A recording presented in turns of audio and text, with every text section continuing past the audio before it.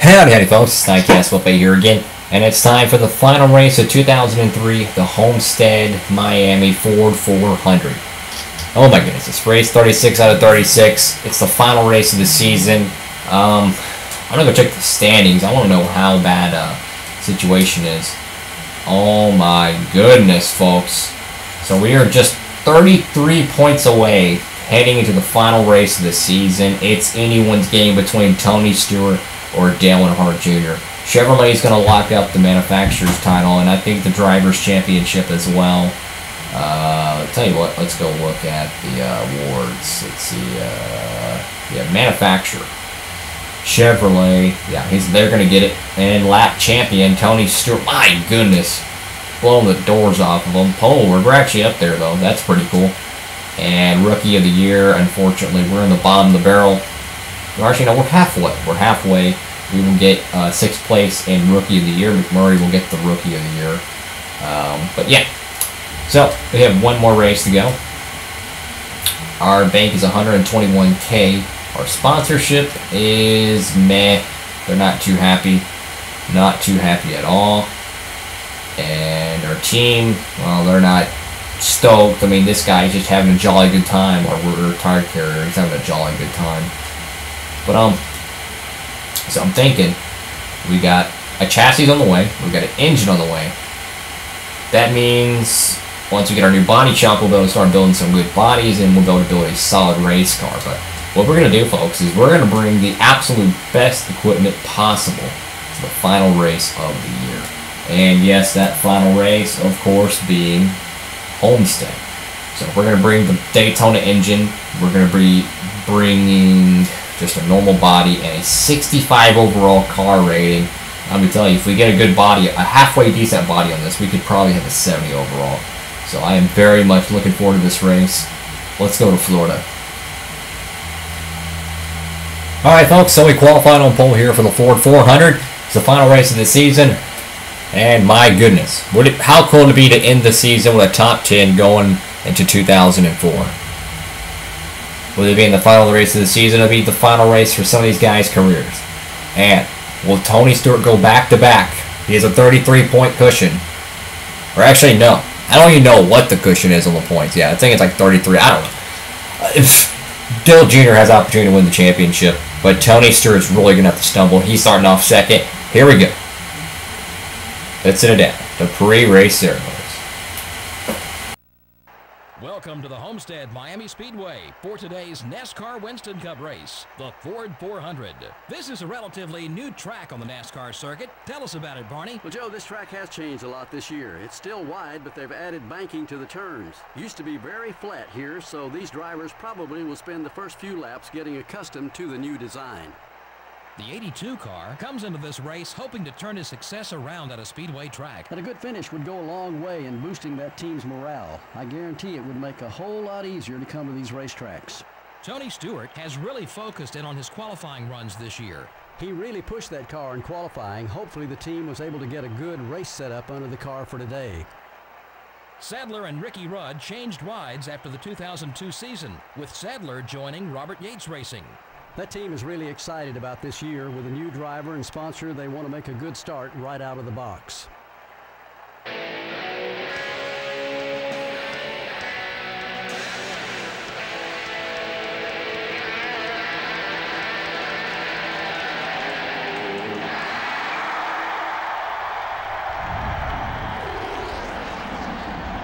Gentlemen, start your engines.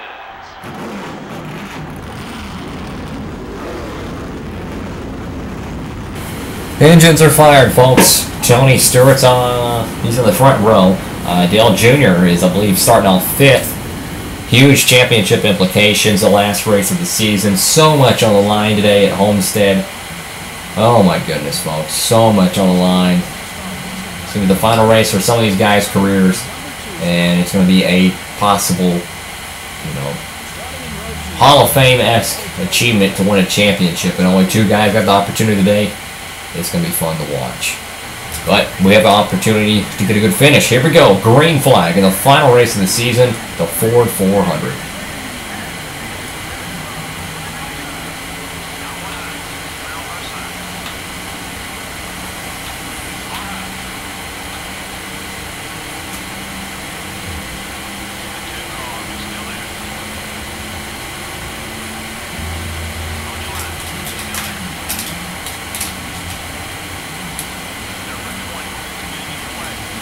Looks like Martin's going to lead the first lap here at Homestead, but Tony Stewart's very fast.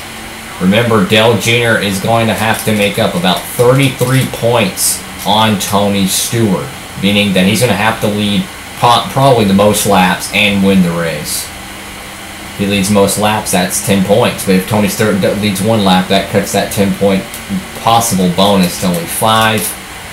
So, on all realistic purposes, Junior's going to have to finish top 3, and Stewart's going to have to be outside the top 10. That's the only way Dale Jr.'s going to come away with this championship. It's not over. It really is not. But Tony Stewart, the way he has been all year long, this guy is just so fast, and our car is pretty darn fast as well, to be honest. Car is very fast, has a lot of speed in it.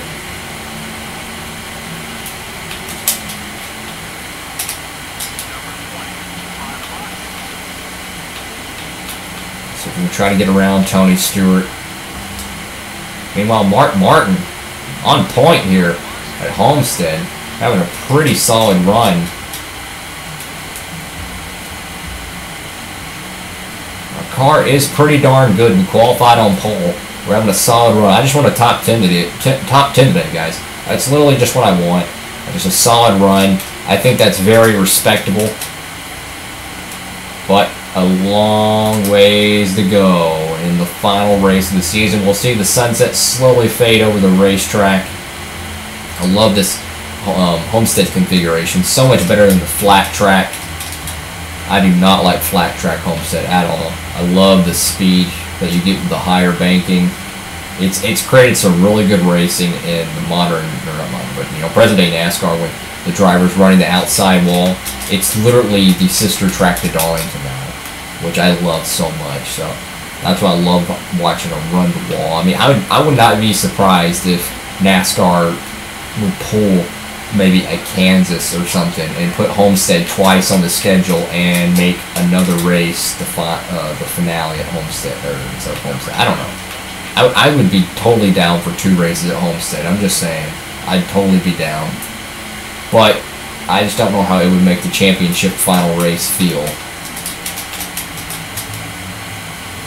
Anywho, though, I'm trying to get second place from Tony Stewart, but they're just so fast. I just don't think we have enough speed to catch them. I worked very, very extensively on the setup, by the way.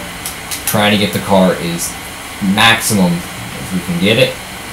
There's Kevin Harvick sporting a very, very cool looking car, I might add.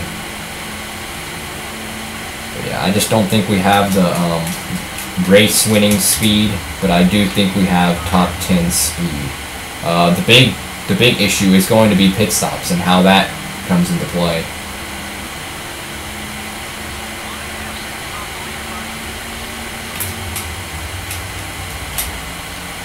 If we have a terrible pit stop, it could really affect us. I mean, I'm hoping we'll finish like 8th or 9th, so from 3rd and we lose a few spots on pit road, it won't be so bad. But you really never know. This game is so unpredictable. I mean, look what happened at Phoenix. I thought we were going to be completely dead in the water, and Jack Sprague wrecking me was an absolute blessing because we got a top 5. Make that a top 3, to be honest. Because he had an engine expire late in the race that gave us that 3rd position. I'm trying to get the groove in this car, and it's just, I can't get it. I can't find the groove to be able to run down these cats. And Ryan Newman's putting pressure on me right now, and it's really affecting my racing line. I just can't, I can't, like, just drive the racetrack I'm wanting to. It's weird. I don't feel like I can drive the racetrack how I want. Dang it, Newman. Really, Newman? Really? Dang it. Damn, it's a pain in my eye right now. I know he's racing for position just like I am, but it's not helping my cause. And you're going to run me all the way to the bottom, aren't you? Oh my goodness. Car just got super loose there. Okay, so I think we got our first taker on pit road. I can't stand when they're on my inside. I really cannot stand it. It irks me so much when they are on my inside line, because they're going to make the racetrack regardless. Meaning they're going to be on your hind end no matter if you make the corner perfect. And if you do mess up, they hit you and spin you around. It's so annoying. Alright, see if we can try to get a little bit of a run off Jeff Burton here. So, pit stops are underway here at Homestead, Miami, Florida. Possibly the last pit stops of the year. I just don't think we have enough speed. You know what? What I'm thinking of doing, I'm thinking of loosening up the race car. Should we try that, folks? Should we try loosening up the race car and take a big risk? I don't know. Do we try it or not? You know, I don't think we should. Golly, man. This car is just, it's not handling right now. Okay, so we are in the fuel window. Pit this time. We are going to pit this time. Oh my God, with this car just turned for the life of it. I can't land the corners like I want. I'm having to use too much brake. And when you use brake in this game, it's like you slam on it. You don't just apply brake. You just slam on it. And when you do that, the bias is not correct. It's like on the front or the rear, and you just spin around. Oh my God, Ken, just please don't hit me. Alright, let's get on pit road. And we're on pit road. Okay, no damage repair. 4 tires, full tank of gas. We're not going to adjust that. We're not going to adjust that.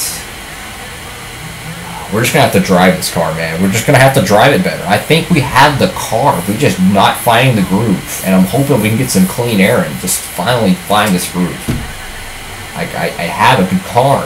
It's just I don't have the groove. There's always pressure around me. I can't land and make the corner how I want. And this idiot's crawling on the ground. I mean, I don't understand how these guys are getting a paycheck this slow. I mean, a freaking varsity team can repair a car probably quicker than these guys.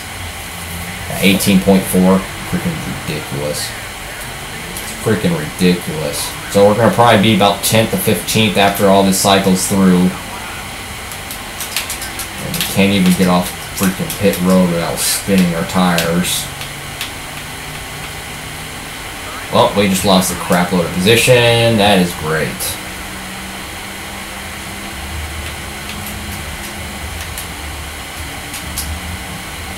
I mean, we're just going to have to learn how to drive the racetrack, guys. That's pretty much what we're going to have to do. I didn't adjust the race car because I feel like if we made it any tighter, it's obviously going to hurt us. And if we make the car any looser, it's going to hurt us. I don't feel comfortable toying with the tire pressure. What I'm thinking is we need to use less brake as possible. Use as less brake as possible. Use as much throttle control as possible. And that will definitely help us. Oh my God, man, this is frustrating when your pit crew has an 18-second stop. We really got to invest in some better guys. We really need to, because this is just stupid. I just don't think our team has the funding for that. And I think it'd be stupid to pay an extra $30K just to have 1 second per pit stop. It just don't make sense to me. Is that Rusty Wallace?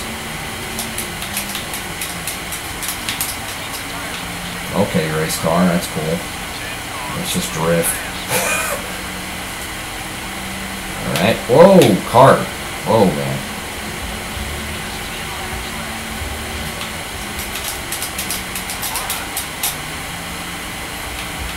So we're 23rd right now. I'm hoping we'll get some more spots on this next run around. Trying my hardest, guys, to get y'all our top 10.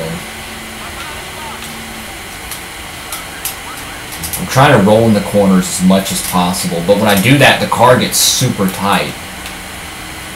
It pulls a 3 and 4 at Darlington, where you enter the corner no matter what, and you just get super tight on corner exit, and you get really close to the wall. And it looks like 4 seconds on pit road, or not even really, more like 2.5, is worth almost 10 spots. Oh no, 10 spots on the racetrack, which is just stupid. It's just stupid. How bad that is, man. Come out here with this good of a race car, qualifies on pole. Oh, 2 seconds on pit road. Oh, let's lose 10 spots. Yeah, that's cool, guys. That's really cool. So stupid. It's like no one else gets pit road issues. It is what it is, though, folks. So, we're not going to get the top 10 that we wanted, but we definitely proved that we can compete. I think our pit crew, if we can fix that, we might be able to have somewhat of a solid race team.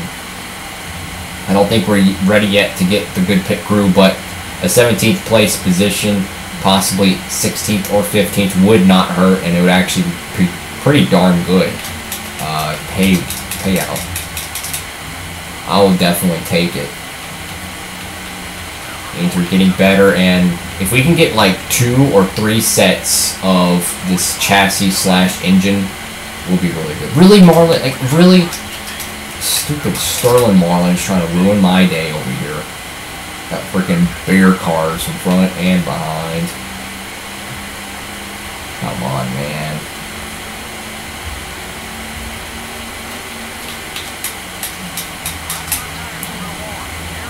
Yep, and there goes the tire grip. Nice. Come on, man. I just want to get around Rusty here.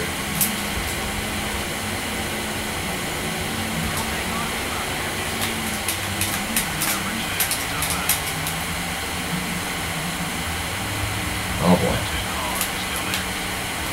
So we're going to try to drag race him. He looks like he's going to have a drag race there. He's going to beat us out in the drag race. Come on.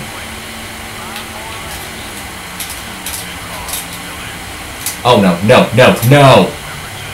Dang it, man. I hate how it does that, man. When it freaking super glues your race car. It's so annoying. Freaking super glues your race car. I hate that so much. I mean, it's probably realistic, to be honest, but it's just annoying. Well, there goes our opportunity of a top 15. We'll try to get a top 17, so we're going to have to run down a very angry Rusty Wallace, and we just caused a bunch of unnecessary damage to the engine and everything else. I don't even know if that actually damages your engine. I know if you have a DNF, it damages a crap load, but I don't know if like body damage actually affects the engine. Does it actually have, you know, separate stuff? Does it only affect the chassis and body? Or does it actually affect the engine? Because it would not affect the engine in real life. How did we... Okay, so I guess someone pitted or something? Dang it, Kenseth. Really, Kenseth? Like, really?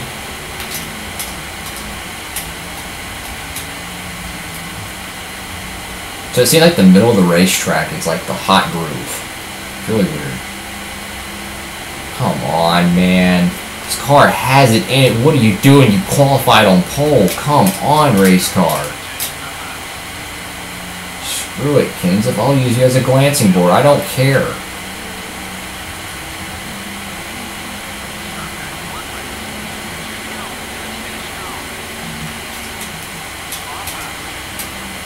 I don't care, Kenseth.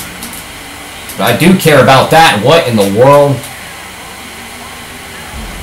Oh my god, what is happening? What is happening, folks? I don't even know what just happened there. Well, imagine that. And we just completely destroyed our best equipment. That is nice. That is so nice, folks. So nice. We're going to come away 25th because every time we try to do something good in this game, we absolutely do nothing right. 26. Wow. That's freaking amazing. I don't even care at this point.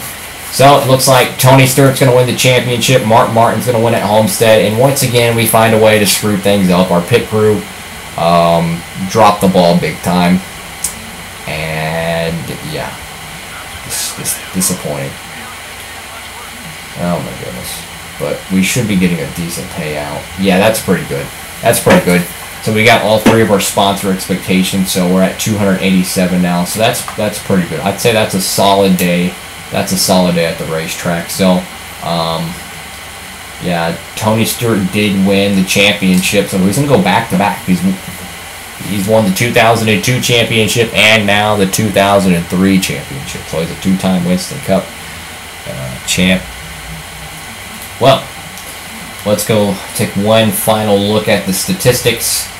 It's official, folks. Tony Stewart wins the 2003 NASCAR Winston Cup Championship by 33 points over Dale Earnhardt Jr. Here is his championship season.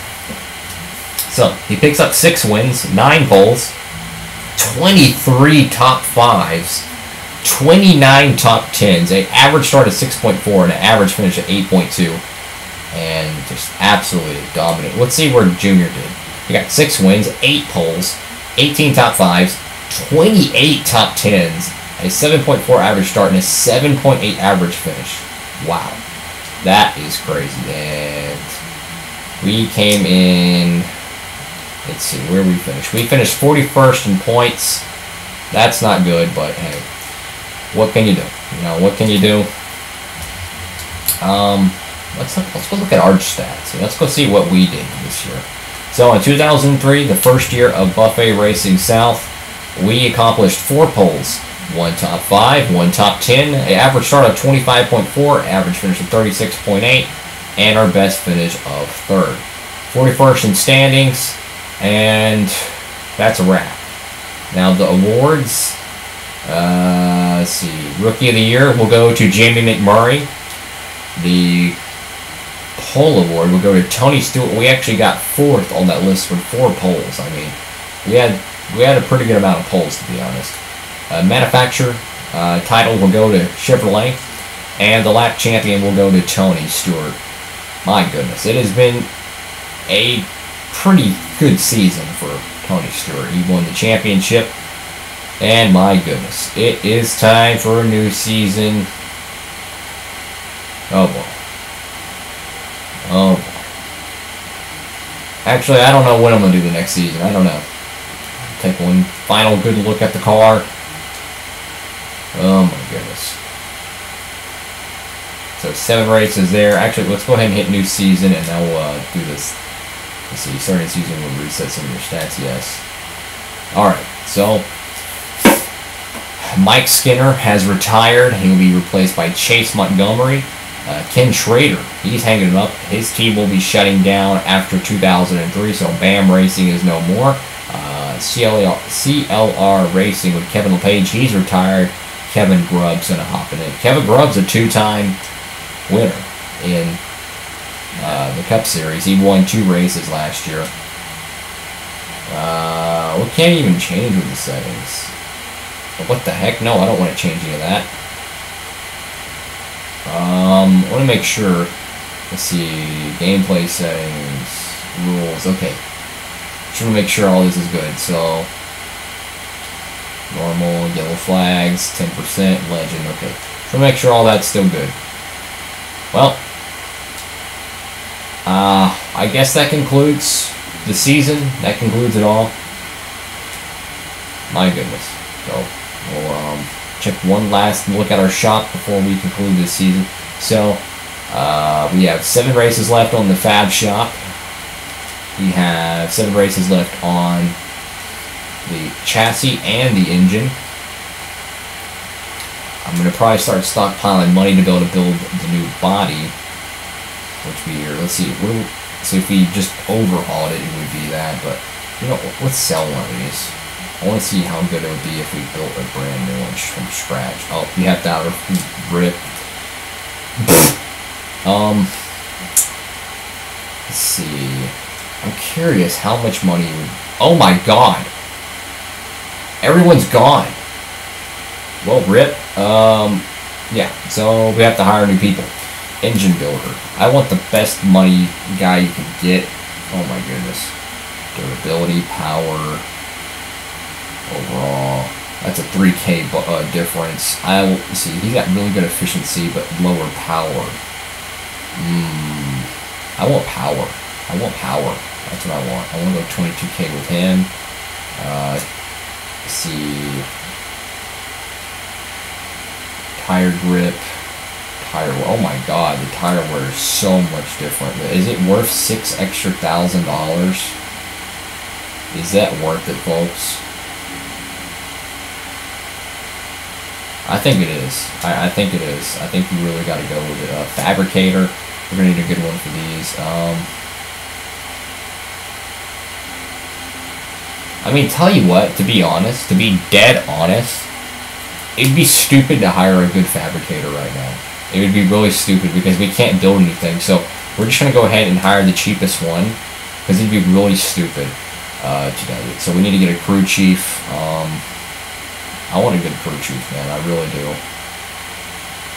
Actually, no. Before we hire a crew chief, I want to check the condition of our engine and stuff.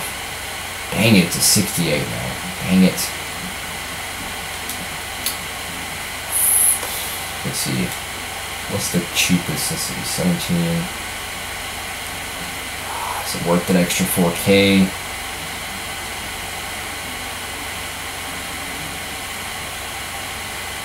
See, we have 193. What's our current expenses per race?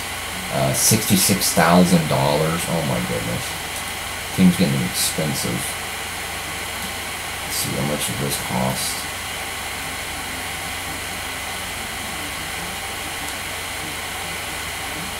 Well, I guess we better go ahead and start hiring some of these guys.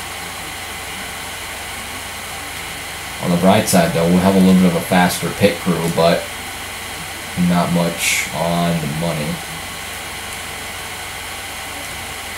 I'll make a few cuts here and there, but for the most part, some of our pieces will be really fast. Like Gasman, I want him to be super fast, because we want to have the best we can get. So I'll go with the cheapest one here. I'm trying to plug and play the best we can get, but also plugging in the cheap ones too.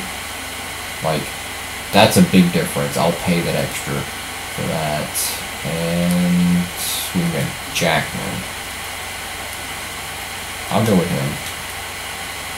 Crew chief, you know, I'm gonna go ahead and hire the best crew chief we can get.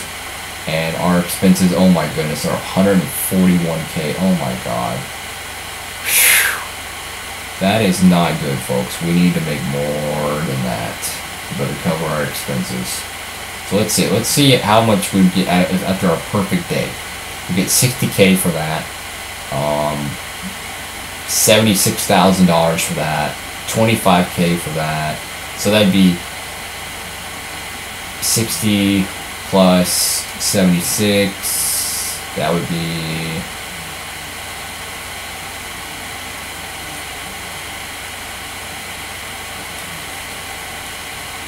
So yeah, it is that income, the 192,000. That is the income there. So that is terrible. That we are barely making a profit. We're gonna have to make more cuts than that, I think. I don't know. I think we're just gonna have to just go for it, I guess. You know, we don't really have a choice. I wish we had a better engine, but you know, we can't do nothing about it. How quick we could repair this. 2 races now. Well, I think I've done everything I can do. I think it's time to hang it up and wait for the next season of this. So I will be doing the next season of this playthrough probably maybe a few months after this episode is aired. You know, give me a little bit of a break from it. I don't know exactly when. It could be really short, it could be really long. I don't know. But one thing's for sure, I had an absolute blast in the first season. I very much look forward to the next season, and I hope y'all enjoy this playthrough as much as I did. We're still going to keep going. You know, I want to win that championship so badly, and I want to keep going after that. So, our expenses are rising, but our equipment is getting much better. So, who knows? Who knows what we can do in 2004? It might be our year to get our first win. A lot of cool things could be coming up for Buff Racing South. So anyways, I want to say thank you all so much for watching. I hope y'all liked the video. If you did, please give it a thumbs up and smash that subscribe button. Thank you all again for watching. Hope you have a great one. Diecast Buffet, signing off.